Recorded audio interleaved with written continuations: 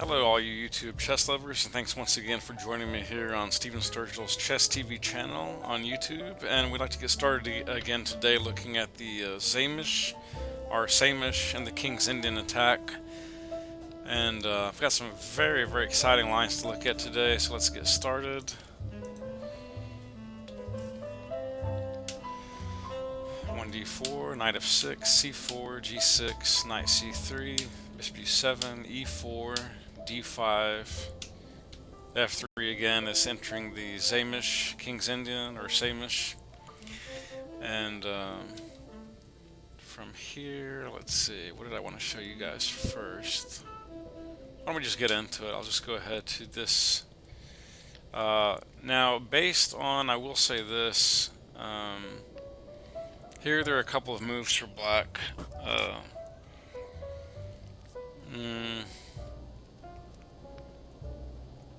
Really only about maybe three that make any sense to me at this point is b6, which is not so hot, and that's kind of I don't want to call it a blunder, it's just kind of a weird move. And the only two moves here that you guys have to worry about, or three moves I should say, is you have this move, which is not that strong, but maybe it has some merit to it. Far more likely than that, you'll see this knight from b8 come to d7, which is a very solid developing waiting move. Or of course you will see the ever popular castles, which I believe by far is best here on move 5. So that's, you know, if black wants to kind of stay equal, they're gonna castle on move 5 9 times out of 10. But occasionally you will see the knights bouncing around. You might even see some wonky bishop move to d7, but by far castles is what's played here. So, but again, knight bd7 is not to be underestimated. It does have a point. And if that's what they play, I'm going to recommend my bishop g5 idea again. Now black will castle. Queen d2 is the line that I was working on all morning today. I'm very excited about this line. And as you guys can see, there's already some poison in this idea. For example, we can immediately push the black bishops off. The bishops off. And maybe get some kind of sneaky queen position on the h-file, but it's already looking tactically a little bit intriguing. And so a5 is probably the best move black has here. Bishop d3, supporting the center.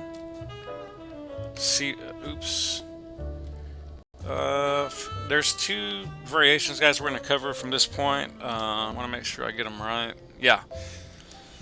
So the first one I'm going to look at is what I call my raging attack. This is just gung-ho, no holds barred. Bishop h6, forcing that bishop off. Queen h6. And you're thinking, come on, Steve, this is a beginner's line. There's no real poison here. Ahaha, I beg to differ. c5. d5, closing the center, very typical of most King's Indians positions, not all certainly. Queen b6, looking like a poison pawn variation. Rook b1, shoring that up. Queen drops down to b4. Queen comes back to d2, stopping, horrible pin ideas of knight takes e4, which would not be any bueno, muy no bueno, muy malo. For example, if here you played what you think is the crafty bishop d3 move, knight still plops back down to e5, queen down to d2, now your queen is getting kicked, queen takes, okay, b3 kicking the queen, a4, and there's no advantage here, guys. You're just backpedaling. You're just fighting for equality now. There's really no advantage whatsoever. Queens are traded. And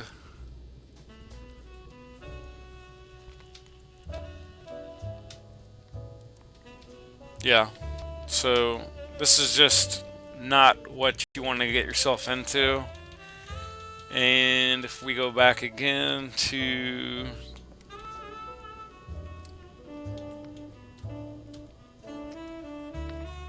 say you play something even worse like f4, instantly you've got the pin problem.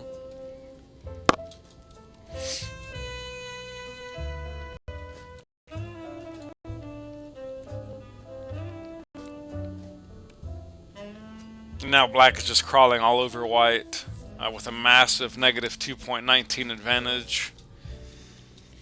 And even if you find some sucker shot to survive, you're definitely not going to win this. Why play like that, guys? So just be aware of tactics in the position, and don't play silly moves like that. So going back to, again, bishop h6, bishops come off, queen takes h6, c5, d5, queen b6, rook b1, queen b4, queen d2 is the only really good move here in the position. You're going to probably see rook e8 or some variant thereof. b3, a4, bishop d3. Now again strengthening that base. Knight e5, bishop takes a4. Obviously that queen's got to drop back to a5. Knight ge2,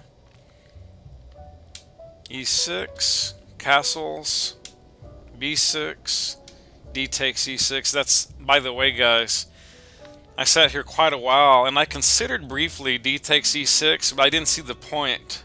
I thought, it's triple protected. What's the real merit there? And I was looking at other moves like, let's see, for instance, like a3, like queen g5,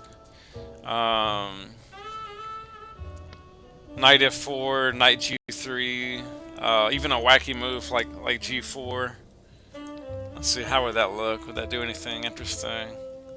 It's probably not that hot. It's not losing, which is surprising. It's, I don't think it is anyway.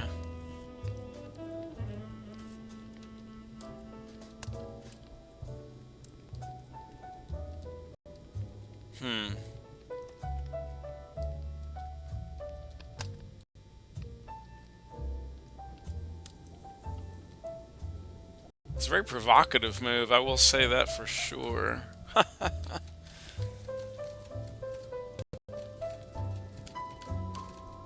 Overall, though, the position I'm getting is just not that hot at all.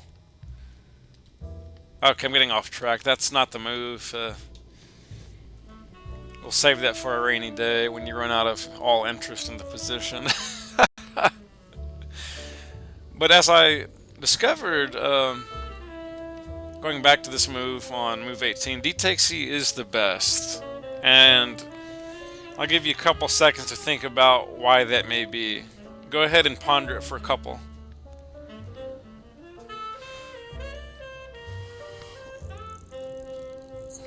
Well, I'll go ahead and tell you.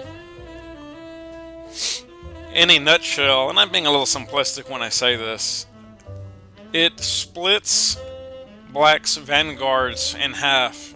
There's no more pawn communication between the D and F files.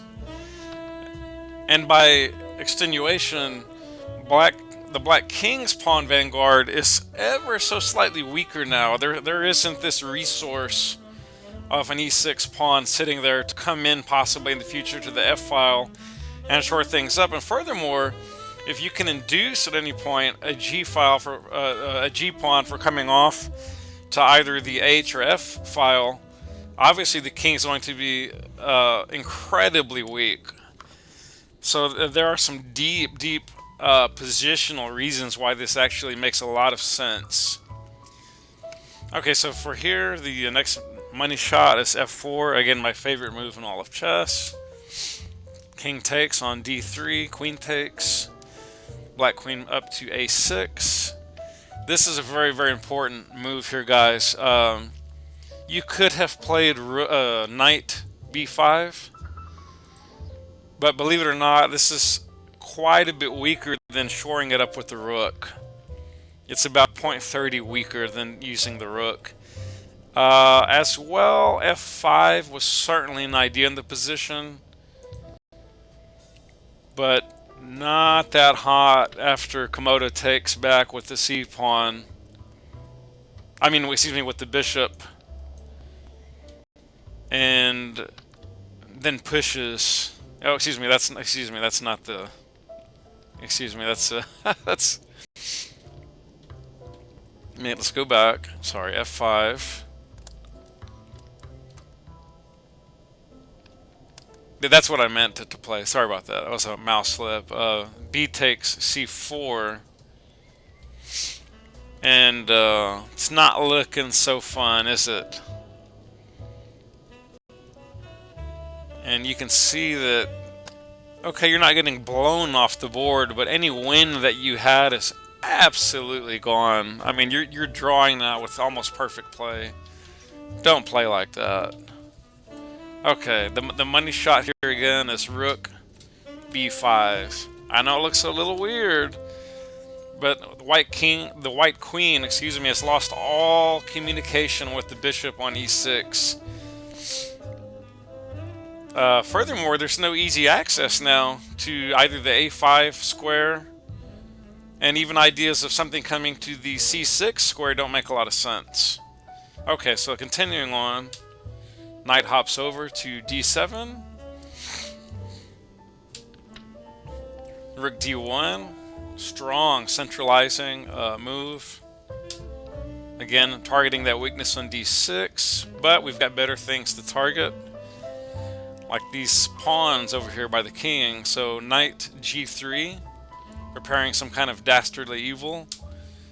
Queen a7, rook f1, and I think just positionally, tactically, guys, you can begin to see that most of black's heavy pieces, especially the queen, they are west of the e-file. And furthermore, the queen has no direct communication with the king side whatsoever. That knight is totally blocking her view. And the rook on a8 is definitely also not looking so stellar on a8. Okay, so the next shot, queen comes over to c7, rook drops back to b2. And there were a couple of other really decent moves here if you're interested.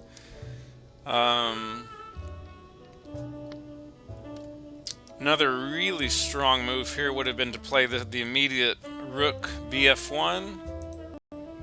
That's really, really sound, and nothing wrong with that. Queen e2 is a really high quality move here as well, guys. So pick your poison and roll on, but I let it crunch a long time, and it came up with the fact that Komodo thought that ultimately rook falling back to b2 was ever so slightly the best. I mean, we're splitting atoms here. Okay, queen pops back up to c8. And let's see here. I did want to say that there are absolutely two quality ways that we can go. I'll start with the line I first played in the position, which was rook b2 to f2, creating a power column on the f file. Okay, black queen goes to b8. Queen drops back to e2. This is a multi-purpose move, guys. It's shoring up c4. It's monitoring e4 for a tricks in the position with the f5 push, and it's also looking at little dastardly tricks on the h column if that should avail itself. So it's a very good, strong, multi-purpose move. Okay, f6. Rook pops over to d1. And in that position, another good move would have been to play an immediate Let's see, what was the... Yeah, another good move here was to go Queen D3. That's very solid. Also, the immediate F5 is very intriguing. And a continue might look something like this, and this, this.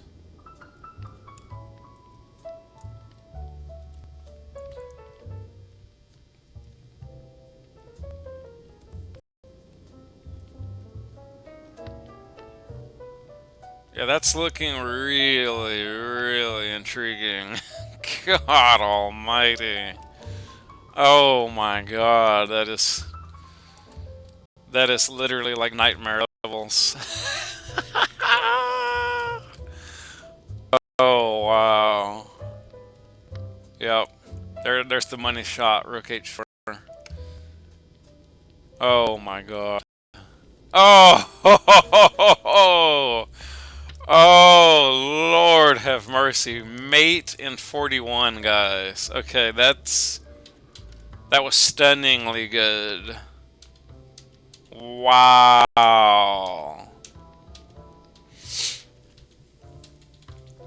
Okay, let's get back then to that, before that awesome, awesome push. That was just money in the bank. But what I played initially was Rook D1, a little more positional, not quite as tactical. King tucked away to H8. Knight B5. Rook A4. Knight hops into D6. Knight back to F8. Queen to C2. B5, C takes B, Rook takes A2, Queen takes C5, Rook takes F2, King takes F2, Bishop B3, Rook D3, King G8, Queen C6, Queen A7, check, B6, Queen A6, King E3. You know what, guys? I'm just going to play this out because this is vastly inferior to the other new line that we just mutually discovered together.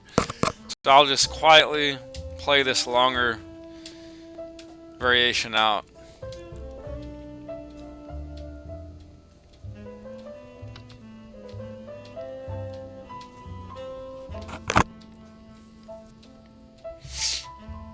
And here, actually, I preferred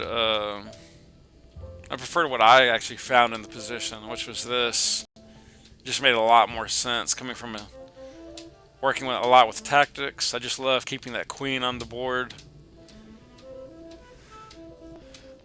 And of course, in real tournament chess, you'd probably see the person already just resign. Seeing the queen on board, it just wouldn't be much point to playing it out. That's mate in 66. If we go back to this position, this is what Komodo preferred, and it's a great solution, but it's a little wonkier.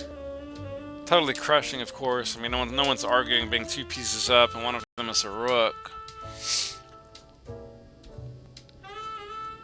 And mate in 66. But guys, going back to the money shot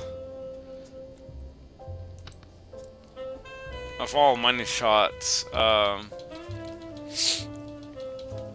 this F5 push was just magnificent. Let's see, where were we? Where was the position? Oops. We're almost there.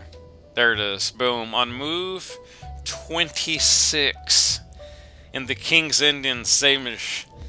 F5. Black's army is ridiculous on Black's queen side. Totally separated from the king, of course. Wait a minute. Whoa, whoa, whoa, whoa. Am I in the right section? I may not be, actually.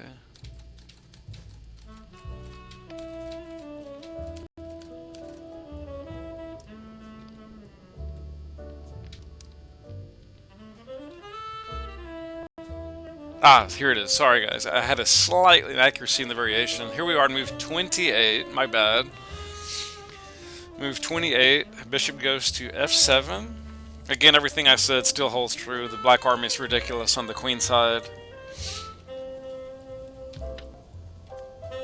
And this move here, guys, it stops all kinds of ideas of,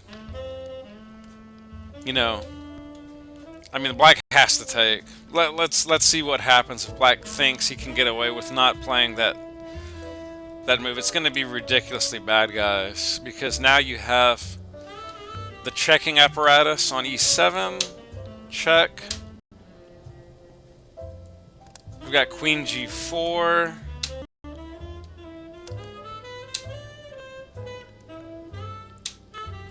Check. Queen takes. Check. King is desperately trying not to take something that would have made him even faster.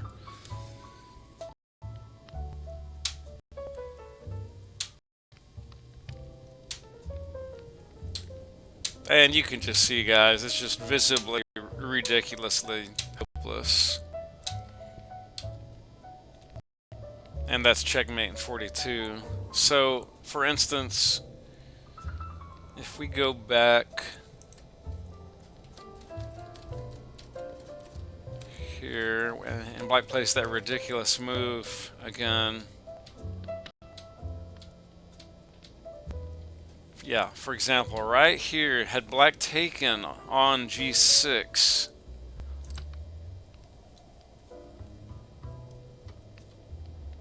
f4, g4 check, knight check, blocking, king has to go up, check on h4,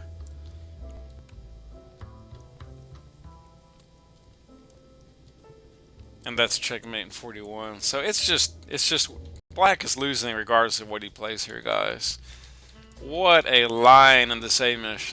This is just, and guys, this is not against any kind of Patzer defense. This is not against Shredder or Fritz 8 or 12. I mean, this is 3150 ELO picture perfect chess. This is a very dangerous line. Okay, another really interesting line, guys. I wanted to show you guys coming back. Let's go back and just relax and start back from the beginning. Okay, so this line, before we get into the next variation, I'll try to go back through this incredible line here.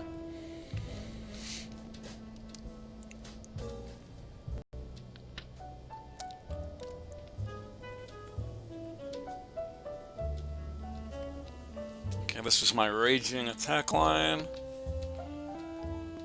Queen back to d2. What's the money move there? Shore up the center with the bishop d3. Very common in the Saemisch and King's Indian, of any King's Indian also as well. Pushing the queen back. Knight sort of getting in that perfect harmony that they like to get into. Castles. Takes on e6. Bishop comes in. f4, my favorite move. Queen shores up d3. That's the best move in the position, as far as I could determine.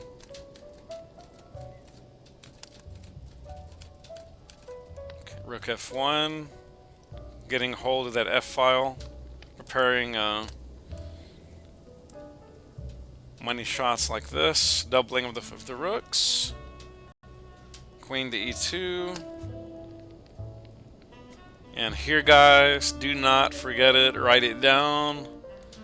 Practice this line. If you ever get anyone into the Saemisch King's Indian as black, and they fall into a line just like this or close enough, this is the resource you've got.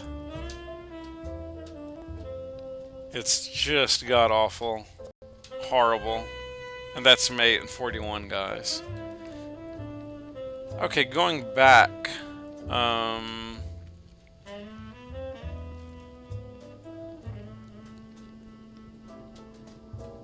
Yeah, before we get into the next main line that I discovered, let's first look at this interesting approach.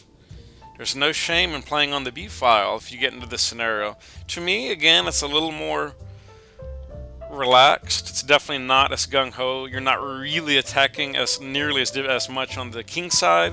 So to me, this is a little bit questionable. I just want to demonstrate how powerful it still is. So rook d2, getting a hold of the d file, at least for now. Knight f1 is more than anything, it's blocking future back rank check ideas that black may have. It also allows the ideas of knight e3, etc., etc. So we'll see how this works out. Queen d6, targeting the bishop. Knight drops back with the discover check, also protecting the bishop. Queen pops in, munching on the b6 pawn. Bishop snacks on c4.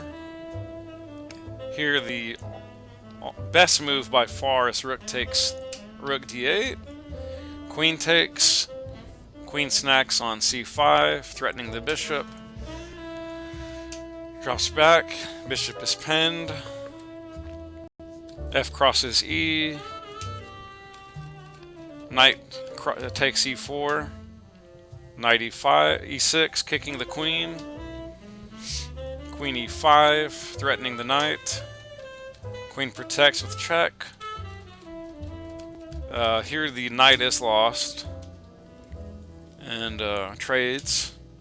Rook a6, knight e3, queen c6, queen e5, knight f8, f5, rook a7, knight d5.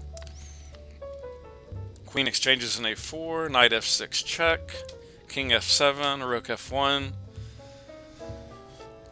g5, rook e1, h6, knight h5, king g8, queen d5 check, king h8, rook e8, queen b4, rook exchanges in f8 check, queen exchanges in f8, queen d4 check, king g8, queen exchanges in a7, king h8, queen b6, g4, queen e6, g3, h crosses g, queen f7, queen exchanges in h6 check, queen h7, queen f6 check, king g8, queen d8 check, king f7, queen d7 check, king f8, queen exchanges in h7, king e8, f6, king d8, queen b7, king e8, and finally, queen e7, checkmate.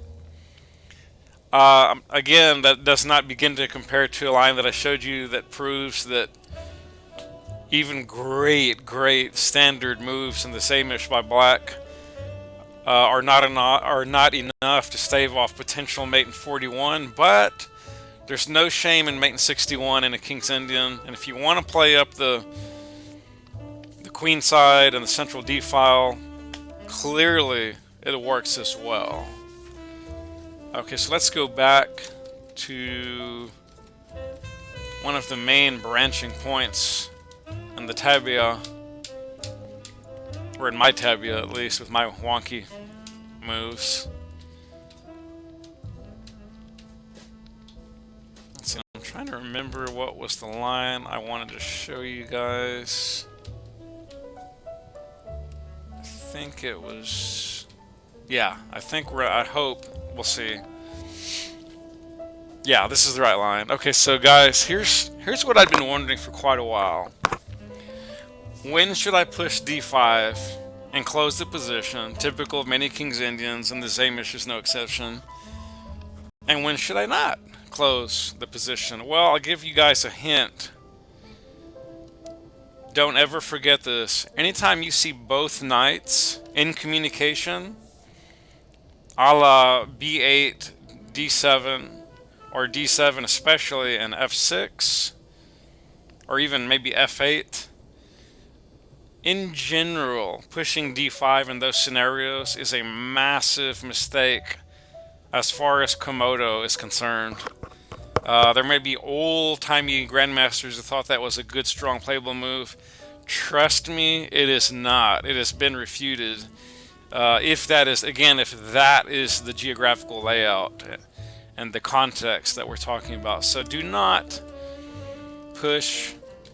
If I push d5 here, guys, I have an instant minus 0.32.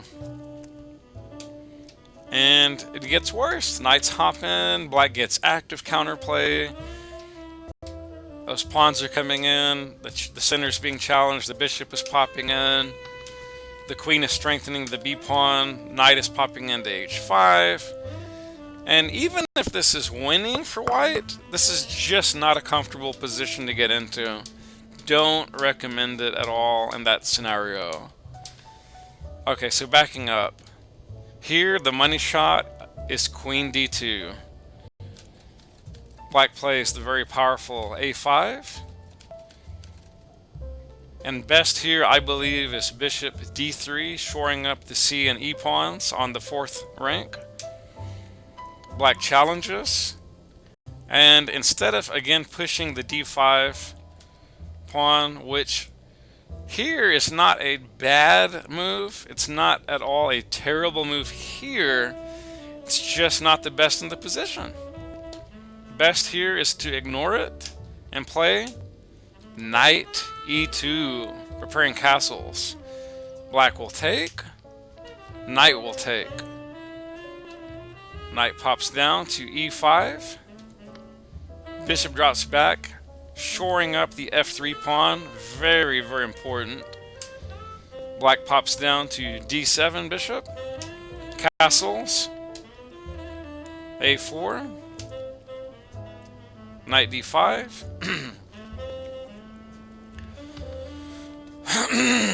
Rook c8. b3. Rook e8. Rook ae1. h5. Bishop takes f6. Bishop takes f4. Knight c6. Knight b5. Bishop pops back to g7. f5. Rook b8. b4. Knight e5. And guys, right here I'm going to stop at the video and give you a few seconds to think of what is white's best plan in this position. You will not believe what ensues.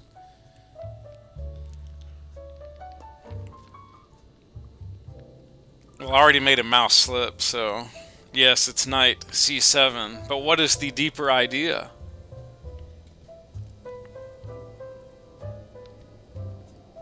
We know that the rook is going to move away to f8, that's a given. Then, what is white going to play? This is a tactical shot, guys. Tactics do exist in the King's Indian, and the Saemisch is no exception. It's move 21, and we're entering some very, very powerful tactics, guys. Do not forget this. Write it down and practice this line over the board. Get your wooden pieces out. If you've got a DGT board, hook it up. Here's the deep idea. I know many of us would never see this. Only pretty much grandmasters and strong IMs would see this move. Knight takes e7. Check. What's going on? That knight's not protected. Well, queen does take. And you're still thinking, Steve, that's a crazy move. You just lost a knight. Did you? f6. Double attack. Queen's got to drop back. Obviously, she can't go to e8. She's going to d8. And the bishop is lost. King must take back unless he wants to lose the rook. And we'll look at the continuation here in a minute.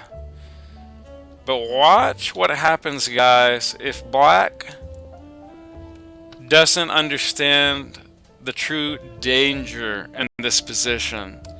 And believe you me, I guarantee this will happen in a blitz game or a rapid game or against a lower rated player. They're going to see this and go, I'm just taking back with the bishop. No problemo, right? No foul, no harm, no foul. And what they're thinking is if rook takes bishop, they'll just take back. They're thinking, you've got nothing in this position. Wrong. Knight d5. And once again, I guarantee you, they're going to play something like queen e8 to get away from being taken by the knight. And do you see it? Knight takes f6, fork, bye-bye queen, and black can resign.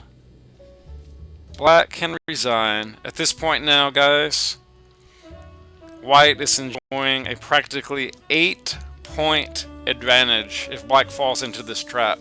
This is a very real tactical trap that I guarantee many players are going to fall into if you get them into this line. That's just going to be lights out. Thank you very much. See you next time. But anyways, okay, so the computer, of course, being a 3300 nearly ELO monster, did not play that. He played the much more accurate and correct knight e6. Now, I want to tell you guys... Wait, excuse me, wait a minute. Well, there's two lines here, actually. Let's see.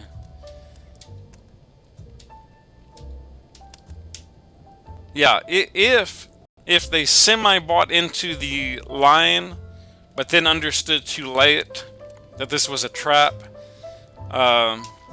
then the computer, of course, gives up the queen willingly. I'd like to see a human play this move. Bishop e6, knight takes, bishop takes. And white is enjoying a delicious advantage that is just not going anywhere anytime soon. That might continue something like this, and so on and so forth. I've not worked this out, so I'm not going to waste too much time in developing it here now, but you can clearly see the black's going down. I mean, there's not even a question. It's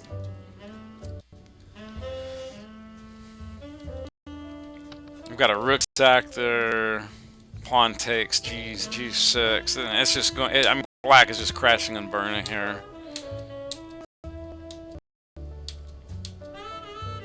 Yeah, and it's already been announced, guys. It's made in 7 from here.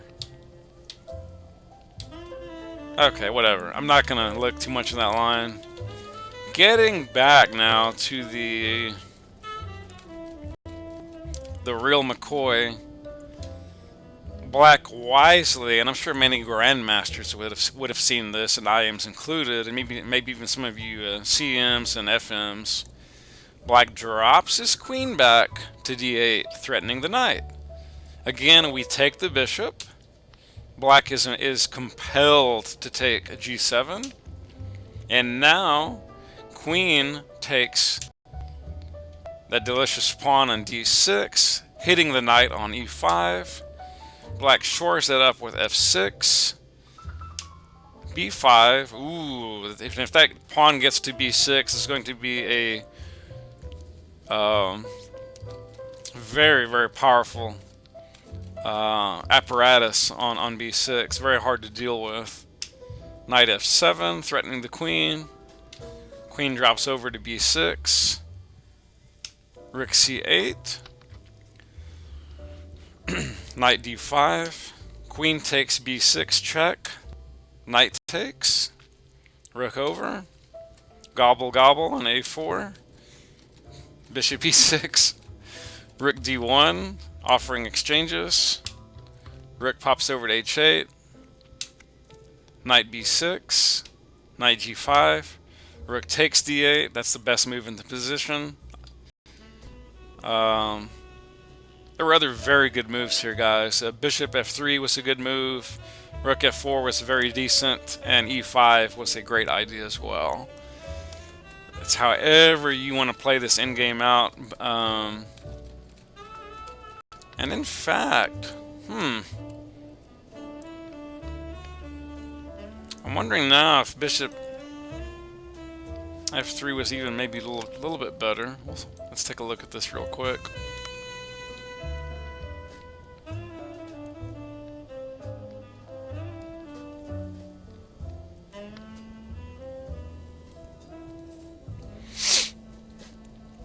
Okay, pushing the a pawn. Still pushing the a pawn. C pawn. That's a very active phalanx there on the A, B, and C files. A, B, C, D, E, F, G. How I like to checkmate the... Okay, sorry about that. I had to slip that in.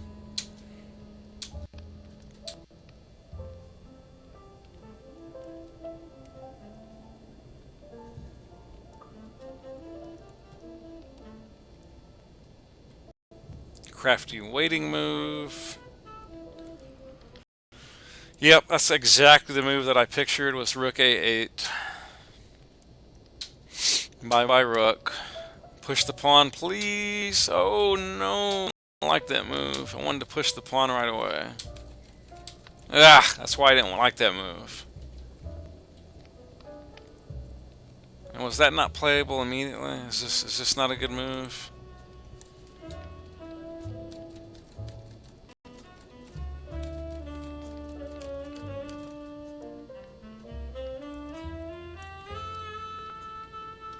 Well, if it were me here and I was in a rapid game, well, no, I see you. No, that would not work. I see. I was tempted to play this, but then that fails to rook a8, of course. I'm assuming that's the money shot. Yep, and at that point, white would be losing, so that doesn't work. So, of course, c6.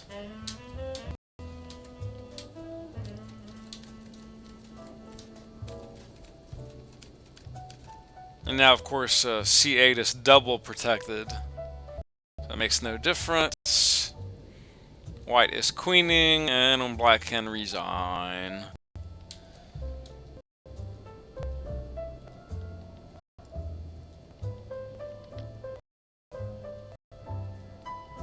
You know the end is near when black starts just flailing pieces at the king for some kind of dubious check. Yeah, there we go. Okay, so backing up, I just wanted to see what that looked like. So initially, however, I chose to exchange those rooks.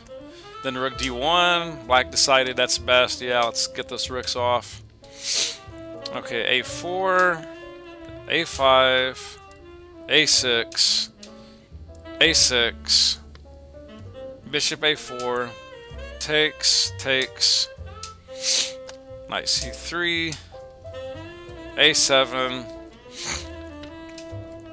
and here the white king comes into the fray, gets centralized, of course. If you gotta do that, guys, and in games, if you don't do that, you're gonna be losing a lot of points, trust me. And here we have a pretty classical knight versus knight, king on king. White has simply beautiful pawn majority in the center. Black's passer will never get anywhere because of white's two pawns doing a Mexican standoff there. And the rest is history.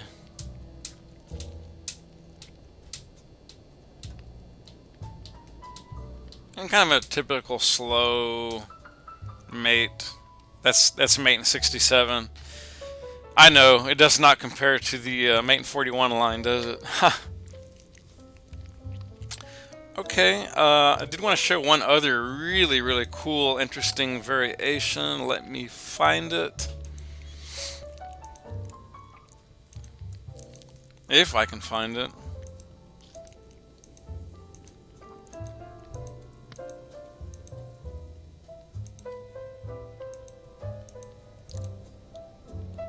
Ah, here we go.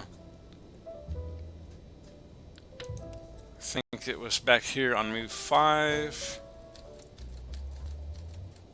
No.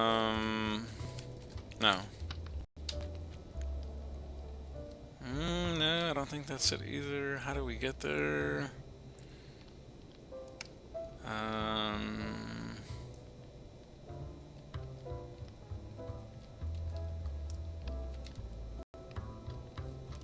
Something's looking. Oh, I see. Here we go. Is it this one?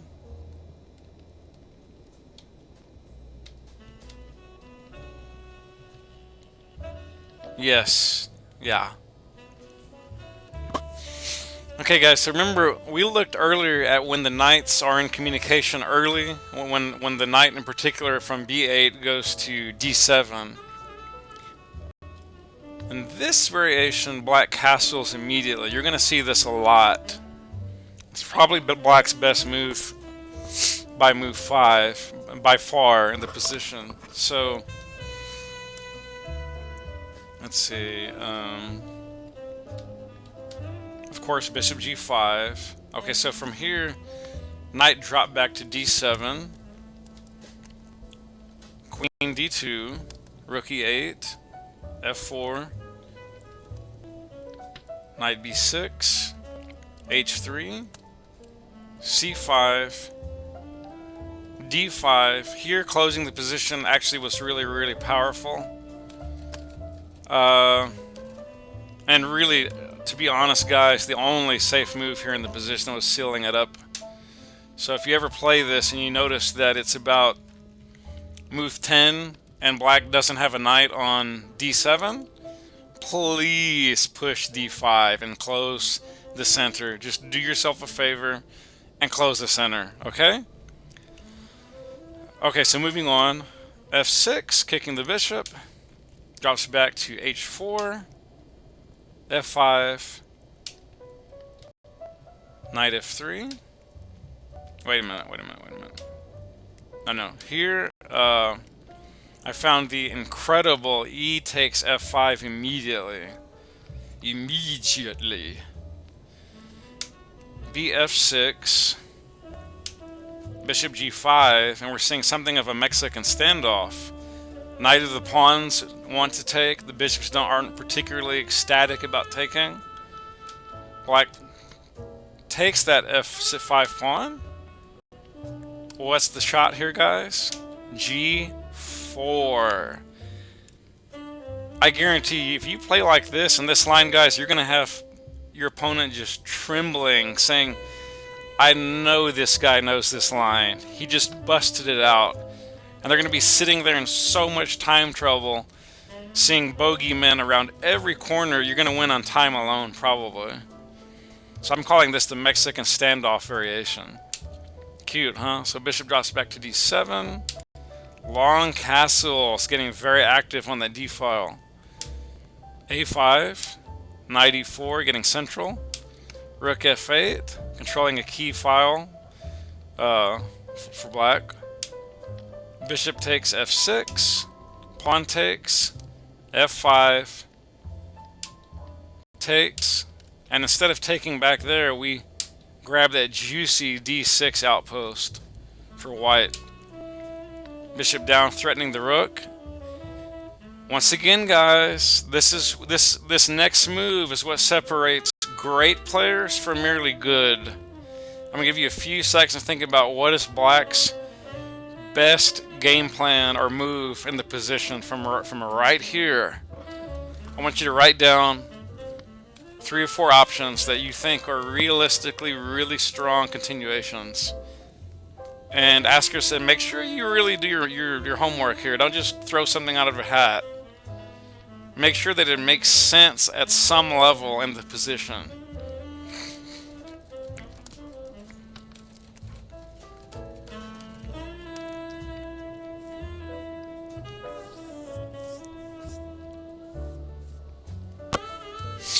Did you find it, guys? Did you find the money shot?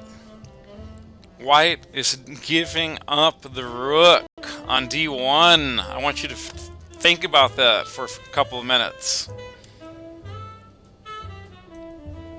That's the move. Knight takes f5. And I guarantee if you found a move like this, you are ready to be in contention for world champion or something of that level. Bishop takes. Queen takes. a4. Queen d2. I will say here there's two moves that transpose rather, are playing the immediate a3.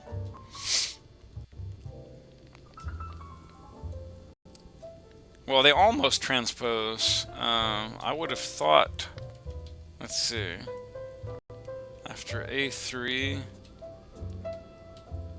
I would have thought d2 was playable here for white.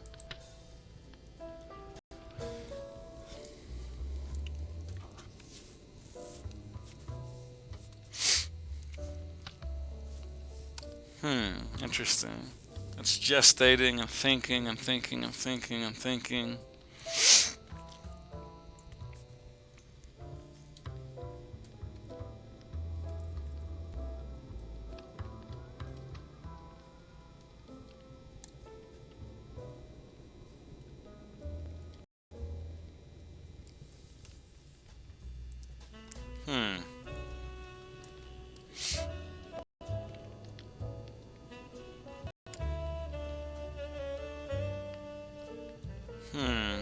No, it's not that hot. Continue, guys. So I take back what I said. These moves do not quite transpose. I'll show you why I thought they did here in a second. Again, I did not play a3 first. You can, and then again, you need to play here f3, etc., like this, and that's a really good, strong continuation for sure. But what I played was the immediate queen d2, again with evil intentions of coming to h6. Now a3. That's why I thought those were transpositional, but they're not. So now black plays knight d7, knight f3, knight e5 takes, king b1, again tucking away. We saw that in the other variation. e4, looking a little bit scary. Queen e7, knight d7, bishop e2, rook e8, getting central.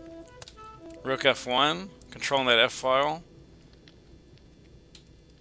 Queen stops the knight from coming to d6. Instead, the knight goes to h6. Queen g6. And what's the shot here, guys? What's the money move? Are you ready? Knight f7 check. King g8. Rook f5. Rook a6.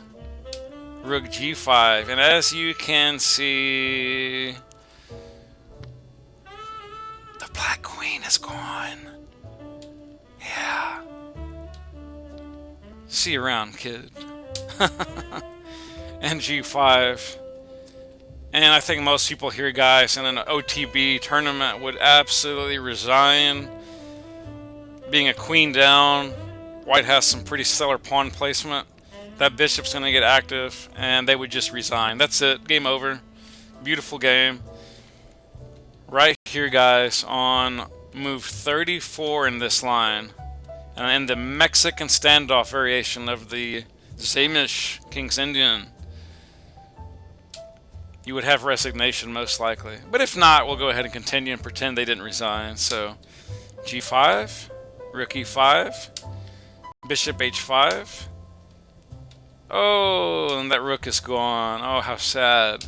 h4, king d6, h5, g crosses h, g6, knight f6, g7, king e7, queen takes c5 check, king over to f7, queen f8 check, king g6, threatening the mate, obviously, on the spot nearly, and must take. And I'm not even going to annotate this. This is getting beyond ridiculous. Da da da da da da da. Bye bye, rook. And here comes the queens. So that was one idea for mate. Obviously, you could have seen this mate as well. Or even... Stop the presses. Say it ain't so, kid. That mate. Or... this mate.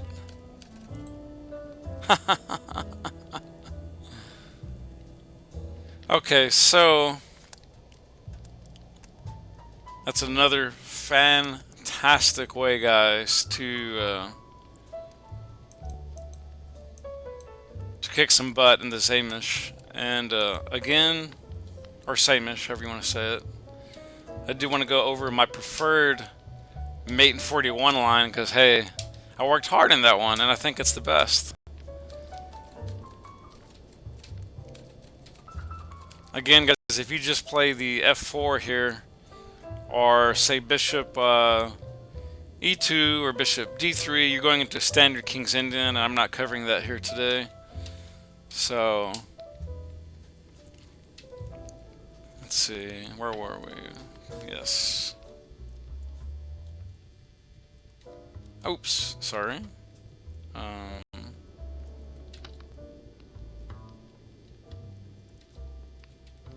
Yeah, that's the raging attack. And I think, oh, somewhere here, where was it? No, that wasn't it. Sorry.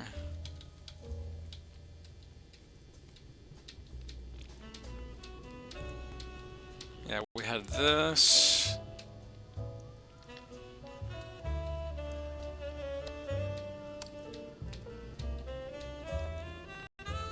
Yeah, we closed the position.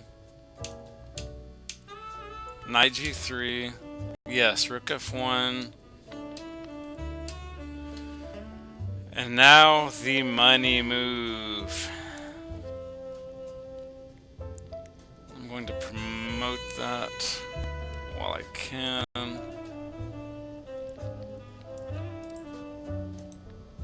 Yeah, there we go. Oh, wait a minute. Sorry, I got into the wrong thingamajig here. Where were we?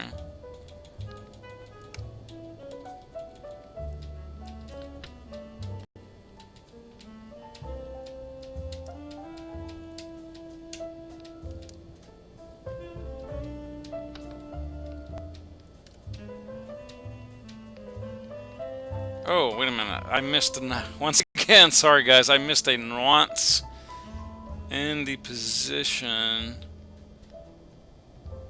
Let me go back. I've got two lines that are almost identical. I apologize for that.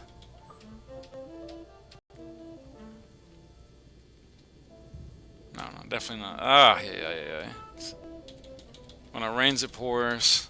Let's see.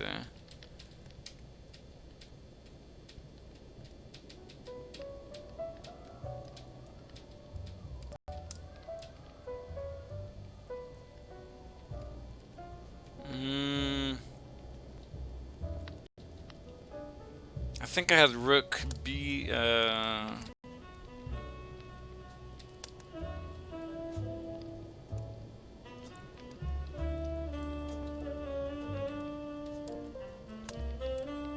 Is this the line? Let's see.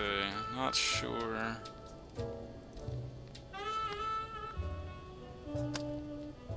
Well, this is another good variation. I'm glad we got into this. This is another variation I want to show you guys anyway. In this line, I went for this bonkers. Let's just back up a minute. This is not quite the same super line, guys, of mate in 41. I do apologize. I'll try to find that in a minute. But this is another really strong idea in this position. And Here I just took like a... I just went gung-ho here, and there's this awesome idea here. Oh, I take it back. This is the mate in 41. Yeah. Okay, great. We found it. But there is this other really, really cool idea in this position. If you missed that once...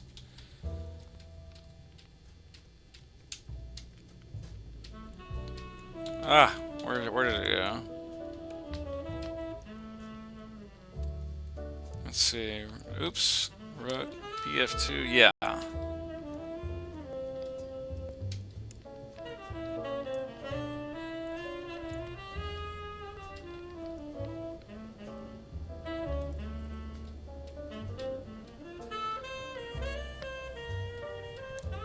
Well, maybe this... I'm not finding the exact line I wanted. That's pretty much a variation of the mate in 41. Where did it go? I've just got a billion variations here. Bear with me a second. Ah, yes, here we go. This is a very similar line, guys, as you can tell.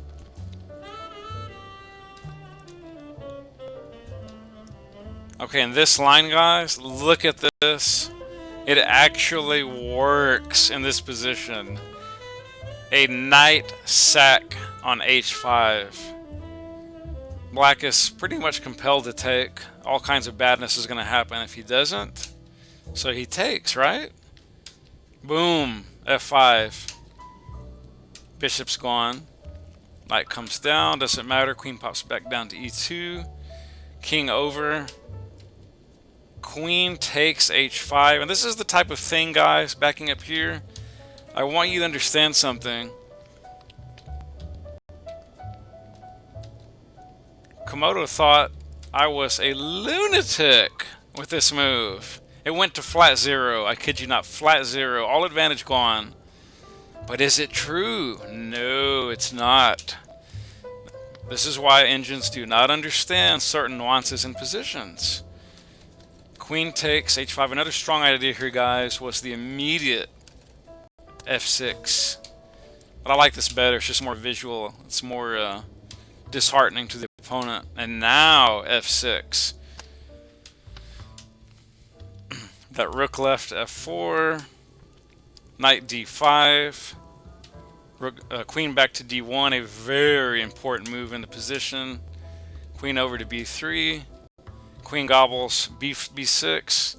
Black knight goes to g6, kicking the rook. It centralizes on g4. Okay, black threatens the queen. She goes to a6. Pops down to b5. Back over to e2. Black queen goes to d8. d2 hitting that rook. Rook h5. And it's a good idea to go and trade those guys off. Up to h6, threatening mate on the spot. Rook has to come over and guard. Knight comes over, threatening the rook. Beautiful take there. Rook takes f7. Check. And guys, we have a little puzzle for you to end the session. Please figure out the sequence here, the winning sequence. It's about a 6-move sequence from here. I'm going to give you about a minute. This is how this particular variation ends. And this has won a lot of people a lot of games, and it's lost a lot of other people a slew of games. This is Occam's razor. You make the perfect move or you're toast. Rook f1. I know you saw that one. Queen d4 check. King h1. Queen gobbles e4. Threatening mate on the spot, guys. You'd better get the next move right, or you're mated. What's the money move? f6 check. Rook blocks. And now, please, for the love of God, do not play Queen F2 check here. This is not a great move in the position. It is technically still winning, but you've given black a lot of counterplay in the position. Just unnecessary counterplay. Just absolutely unnecessary counterplay. You see what I'm saying? Don't go into this. This is not a fun... You're gonna have to work so hard now for this thing. And sure, white's still winning. That's fantastic.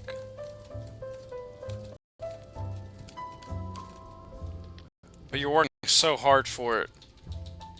And if you calculate wrong, you're even going down burning in flames. So don't play that weak sauce move there. The money shot here, guys, is Queen drops back to F2. Weird looking move, right? And you're thinking, wait a minute, I just lost E7. I know. Queen check, Queen takes, Rook takes, Rook blocks, and I'll give you 30 seconds. Rook takes. Okay, I lied about the 30 seconds. And A5 is the best move, obviously, in the position. And we can just play that out.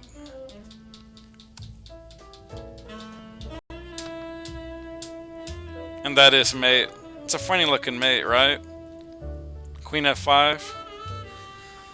Alright guys, that's gonna do it for our 1 hour and 7 minute Saemisch King's Indian session. I hope I shared a lot of really absolutely super GM level lines. Some awesome tactics in the Saemisch King's Indian. Study these lines, guys. Study the ideas and concepts in the Saemisch and in the King's Indian in general. And go out there and kick some butt. See you next time on Steve Sturgill's Chess TV YouTube channel. Thanks.